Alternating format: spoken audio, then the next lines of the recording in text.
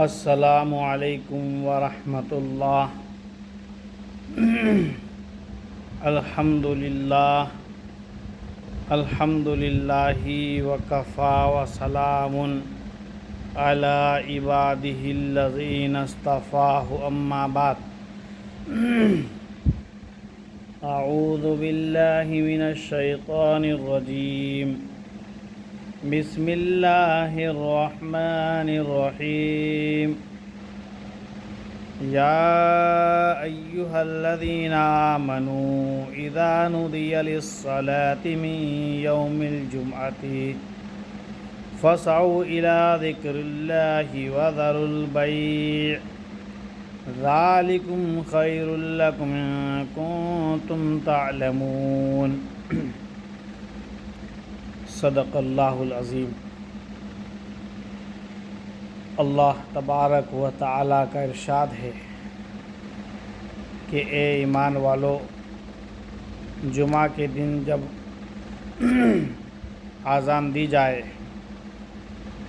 نماز اور خطبے کی طرف دوڑو،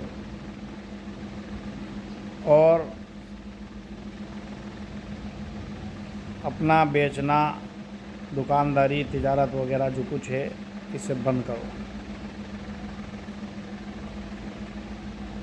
اگر تم سمجھتے ہو تمہارے لیے اس میں بہتری ہے۔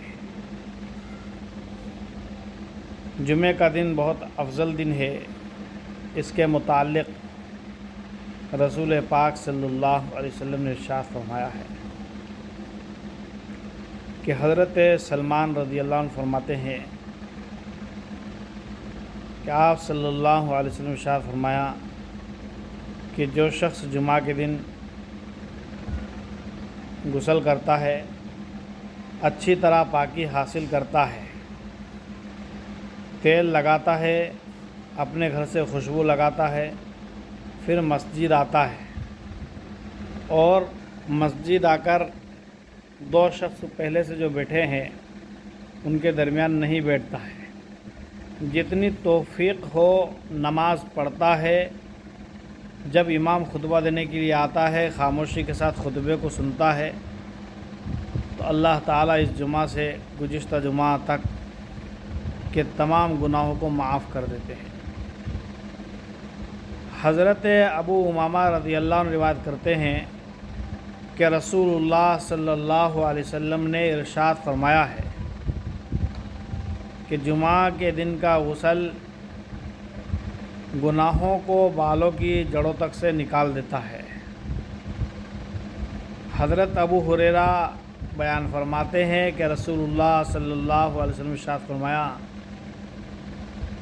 کہ جب جمعہ کا دن ہوتا ہے تو مسجد کے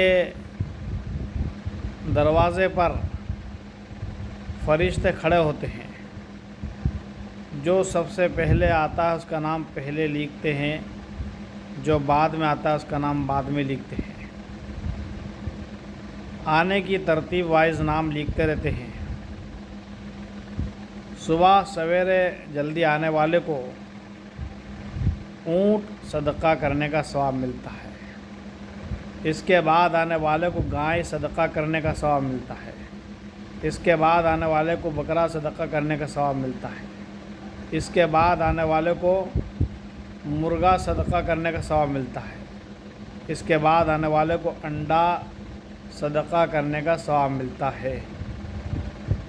جب خطبہ شروع ہوتا ہے تو یہ فرشتے اپنا دفتر بند کر کے، رجسٹر بند کر کے اور خطبہ سننے میں مشغول ہو جاتے ہیں۔ بھائیوں، جو لوگ جمعے میں نہیں آتے ہیں یا خطبے کے بعد آتے ہیں ان کا نام اس رجسٹر میں درج نہیں ہوتا ہے۔ ہم سوچیں کہ کتنی بڑی خیر، کتنی بڑی دولت سے ہم محروم رہ جاتے ہیں۔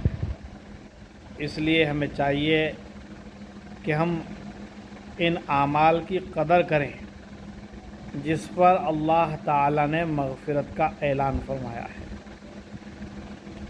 لیکن ہم نے چونکہ دین کی اہمیت کو اہمیت نہیں سمجھا ہے اور دنیا کو سب کچھ سمجھا ہے، تو دنیا کے اندر دنیا کے کام کاج کے لیے، کاروبار کے لیے، کھانے کمانے کے لیے سردی، گرمی، دھوپ، بارش سب برداشت کرنے کا مادہ ہے، لیکن ہم مسجد میں آتے ہیں، ذرا گرمی ہوتی ہے، ہمیں برداشت نہیں ہوتی ہے، ہم چلا پڑتے ہیں، پریشان ہو جاتے ہیں، بار بار زبان پر شکایت آتی ہے کہ آج تو بہت گرمی لگ رہی ہے۔